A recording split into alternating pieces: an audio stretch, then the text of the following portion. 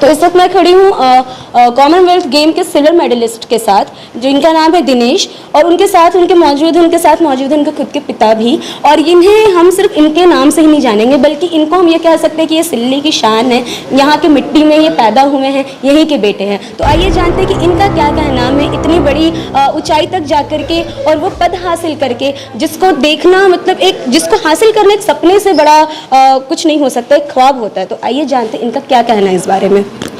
देखिए, जो उपलब्धि है इसको तो शब्दों में बयान नहीं किया जा सकता है, जो खुशी है उसको शब्दों में बयान नहीं किया जा सकता है। बस इतना कहूँगा कि चमत्कार हो गया।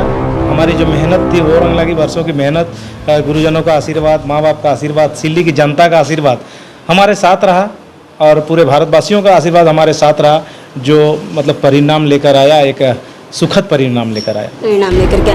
और सर, हमें जहाँ तक पता है कि आपके पिता जो हैं वो शिक्षक हैं, इन्होंने कभी आप पे कोई पाबंदी नहीं लगाई। तो आप इस बात का तो मतलब हम सभी जानते हैं कि माँ बाप का कर्ज कभी कोई अदा नहीं कर सकता, लेकिन इन्होंने जितना कुछ आपके लिए किया, कुछ शब्दों में आप उसे बयां करें। देखिए, एक पिताजी ने मतलब बच्चे उनको चाहते हैं, कोई भी पिताजी पेरेंट्स चाहते हैं कि मेरा बच्चा पढ़ लिख कर बड़ा आदमी बने। तो इन्होंने जो त्याग किया है, इन्होंने जो मेरा समर्थन किया है, जो प्यार दिया है, जो छूट दी है हमको खेल की और आगे बढ़ने की, ये मतलब कहेंगे, मैं तो कहूँगा हमारा क्षेत्र काफ़ी पिछड़ा हुआ है। सभी अभिभावकों से यही कहूँगा, प्लीज़ आप भी अपने बच्चों को खेल की ओर आने दें। आज एक ज़रूरी भी हो गया है, हेल्थ काफ़ी बिगड़ रहा है बच्चों का, मोबाइल के साथ लगे रहते हैं दिन भर, तो आंखें ख़राब हो रही है उनका, बचपन में ही तरह तरह की बीमारियाँ आ रही है। और अभी जो बीमारियाँ आ रही हैं एक से एक वर्ल्ड लेवल पर, कोरोना जैसी, तो अभी इम्यूनिटी सिस्टम भी बहुत ज़्यादा बढ़ा हुआ होना चाहिए। तो खेल में आने दें, करियर भी बन सकता है इसमें। सरकार बहुत सारा स्कीम लेकर आई हुई है और आप देख रहे हैं खेल कर कैसे, आपकी बहन खुद है, आप तो जानते हैं। जी। तो क्या लोकप्रियता है, मतलब क्या स्टारडम है, उस चीज़ को फील करें हमारे अभिभावक भी। तो एक रिस्क लें, बच्चों को मैदान में भेजें। जहाँ तक हमें लगता है कि अब कोई रिस्क नहीं रहा, अब तो हर स्ट्रीम में ही एक उपलब्धि हमें ज़रूर मिलती, फिर चाहे वो खेल हो, नृत्य हो, गाना बजाना हो या पढ़ाई हो। सर, आपका इस बारे में क्या कहना है? आपको अपने बेटे को इतनी ऊंची उपलब्धि तक पहुँचने के बाद आप क्या कहना चाहेंगे? हम चाहेंगे कि और आगे बढ़े। अभी तो सिल्वर आया और इंतज़ार में थे हम कि गोल्ड होना चाहिए, और बोल के भेजे थे इन लोगों कि गोल्ड लेके आना है।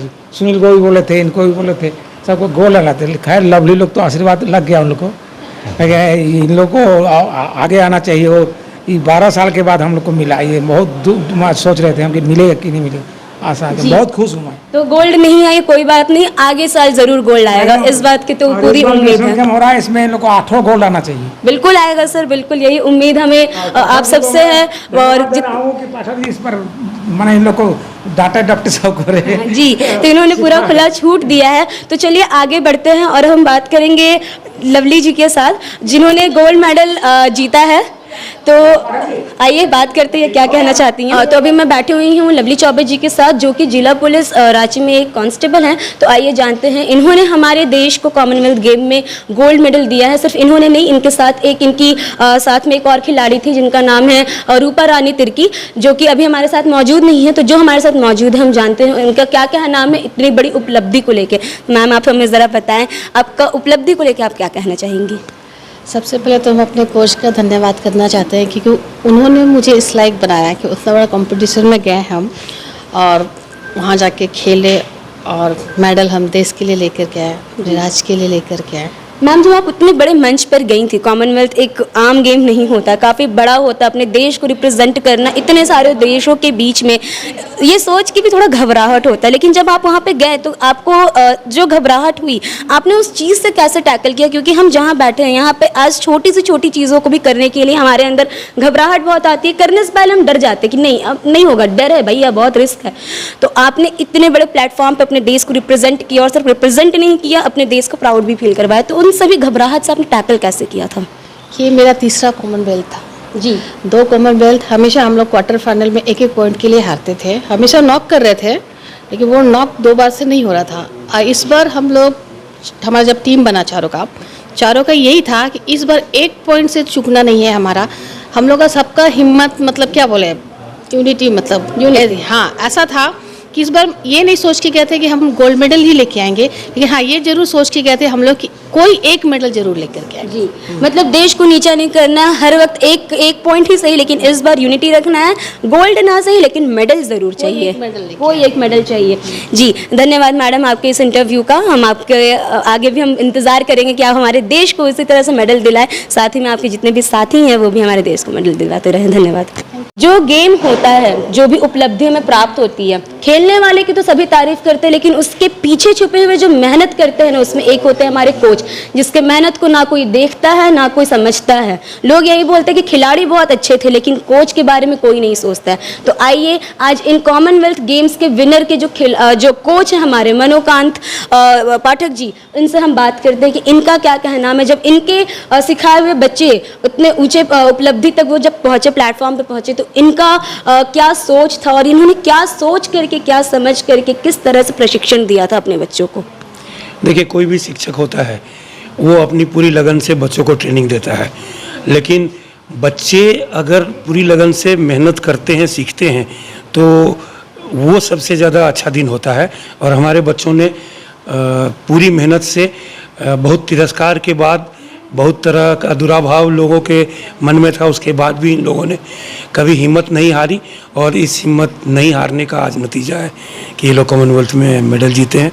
मुझे तो बहुत खुशी हो रही है, मुझे तो लग रहा है कि मैं भी जीता हूँ, क्योंकि मेरे बच्चे जीते हैं। अनफॉर्चुनेटली हम लोग पिछले 2 कॉमनवेल्थ गेम्स में भी सेमीफाइनल में हार के बाहर आ जाते थे, तो उस टाइम हम लोग को कोई एक गुलाब का फूल लेके भी एयरपोर्ट पे नहीं होता था। हम लोग एयरपोर्ट पर उतर के चुपके से अपने घर चले जाते थे।